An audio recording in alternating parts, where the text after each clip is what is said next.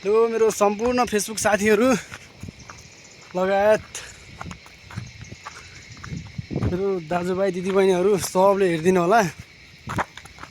गाउँघरतिर बर्खा लागिसक्यो, हेर्नुहोस् पुरै कुहिरोले अन्धकार छ, पुरै केही देखिरहेको छैन। गाउँघर यताउता केही देखिरहेको छैन, बर्खा लाग्यो।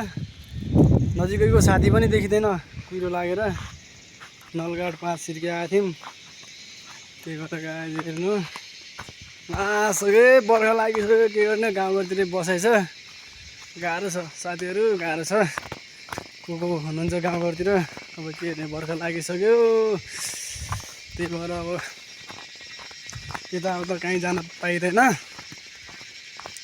के गर्ने साथीहरू। त्यही भएर कता